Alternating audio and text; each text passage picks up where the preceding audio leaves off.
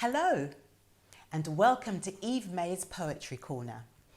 Today I thought I would take us all the way back and read a story which tells us how Anansi became so famous.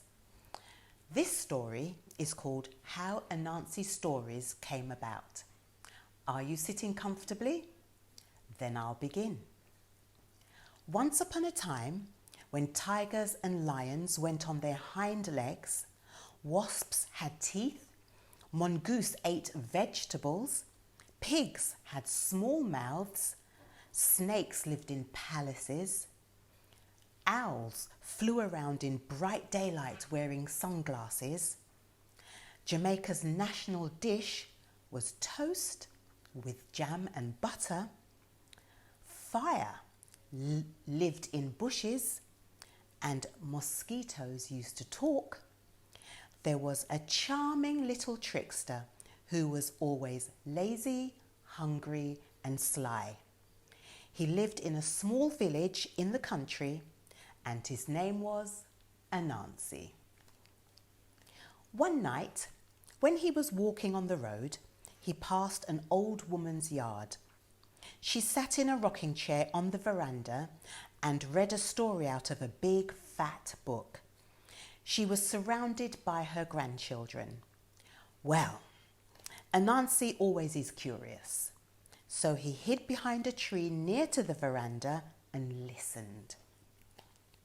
The granny read, the children listened, laughed and shuddered with big eyes and only watched Granny's lips. Anansi tiptoed nearer and had a look at the book. He saw a picture of a young girl with a red hood. What queer! One little fool girl with a red riding hood and one basket with bread and wine in it in a book? What about me? Me not in the book. The granny turned the page. No picture of Anansi. Anansi got vexed, went home, ate a piece of roast yam with butter and went to bed, still thinking about the book. Next morning, he passed a kindergarten. There a young miss sat on a hammock, swinging back and forth, holding a magazine in her hands and reading aloud for some children gathered around her. But Sia, what a excitement, Anansi wondered. The children laughed, clapped hands, gave each other little nudges in the ribs and had shining eyes. Anansi tiptoed around, stepped behind the young woman and peeped into the magazine. Lord a mercy, he exclaimed. One full magazine with some duck in it. One big duck and three little one. Me wonder whether make picture with me in the book. But whenever the young lady turned the pages, he didn't see any picture of himself. Outer order business that, Anansi thought. The book them have all kind of picture and no story with me and no picture for show for me pretty face. First some idiot duck and then one fool mouse named Mickey. Only animal that have no sense at all. And what happened to the picnic them? Them not have no sense. It look like them kind of story. That have to change. Now, in those days, cats and mouse used to be good friends. Every day they played together and had lots of fun when they could steal things. Yes, they were robbers and thieves. They respected nobody. Everybody fell victim to them. Wherever cat and mouse saw a piece of meat or cheese or corn on the cob or chicken leg or sausages or ham or a saucer with milk, they had to go there and steal. When a door or window was open, Brother Puss would sneak inside and steal the food. Whenever the door was closed or a window was only slightly open, and Brother Puss could not press through, his friend, Brother Rat, would sneak into the room and thief for himself and his best friend. Both of them were notorious thieves. Even Anansi had been a victim several times, so his mother asked him to catch and kill them to stop this crime. And the worst was that Anansi and his mother were poor and sometimes didn't even have anything to eat themselves.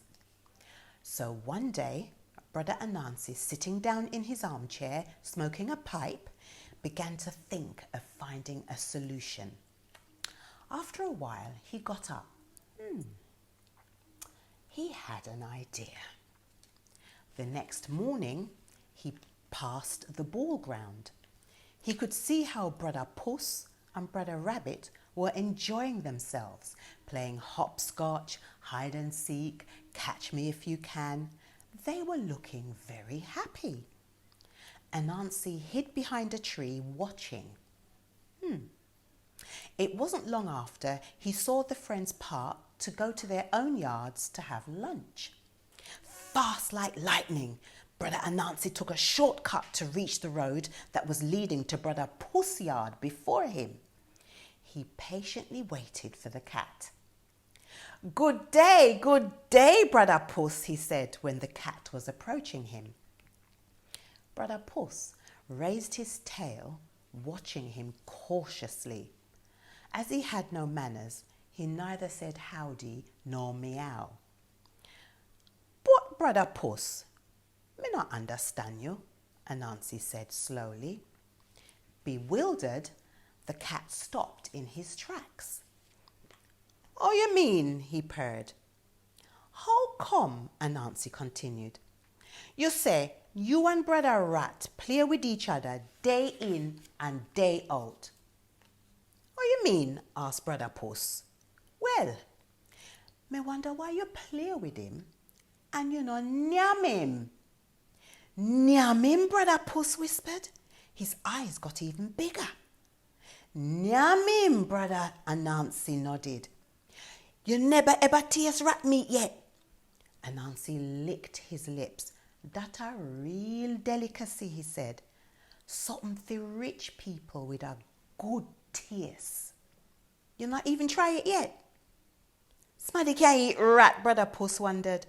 "Yeah, man," Anansi declared. "Rat meat better than ham." "Better than ham," whispered Brother Puss and licked his mouth. "A true?" True, Anansi said hypocritically.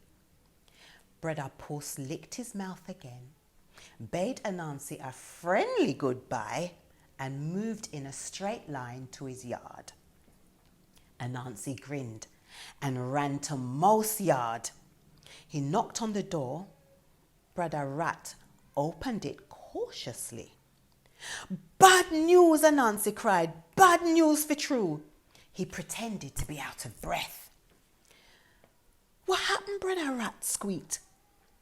"Me hear something terrible," Anansi whispered. "Then now what?" Brother Rat breathed, terrified. "Tell me right now, fast."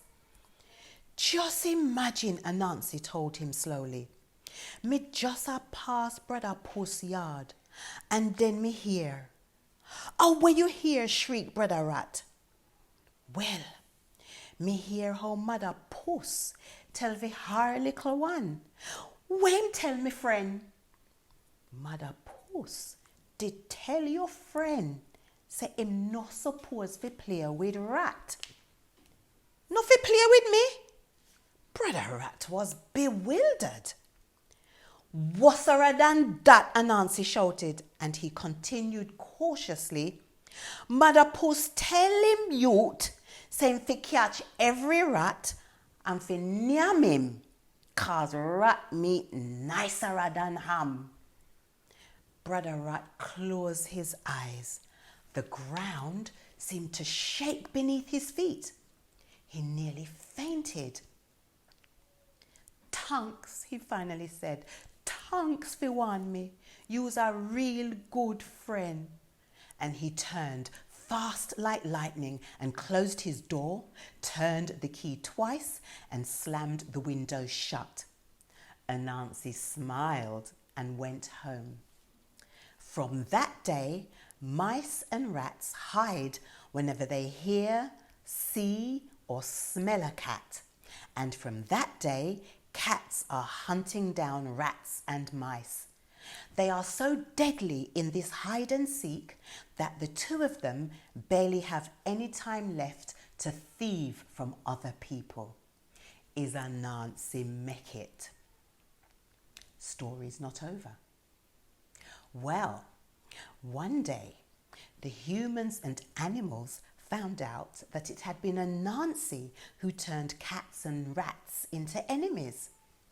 And one day an old lady said to him, "Brother Anansi, we understand say it's you who turned these dangerous thieves into enemies for life." Everybody said thanks.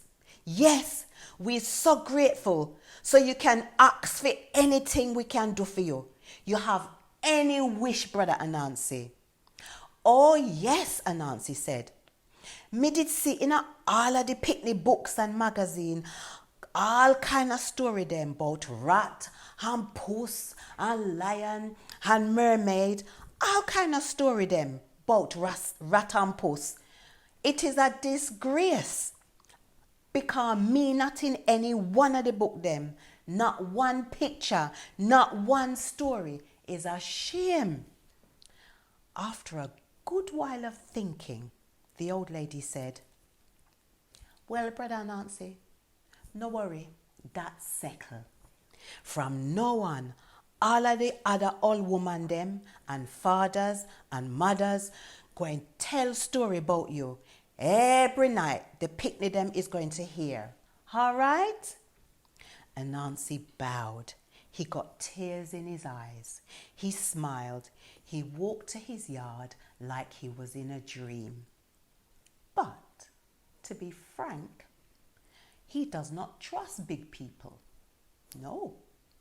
So, that is the reason why he used to control the old lady to see that she was telling the truth. Whenever a mother or a father or helper, granny, nurse, or a teacher tells bedtime stories to children, Anansi turns into a spider and hides in a corner of the ceiling and listens. If somebody forgets to tell an Anansi story to a child who has brushed his teeth, has had a good wipe down, or taken a shower or bath, Anansi slides down a spider's thread and shows himself to the grown-up person. And whenever this person starts to doze off and the picnic is still half awake, Anansi puts a part of the cobweb over the person's face and wakes him or her up. Then this big person tells an Anansi story, and the picnics tell Anansi stories to other picnics, and they tell and tell and tell till everybody tells an Anansi story. Is Anansi make it? Jack Mandora, me no choose none. See you next week.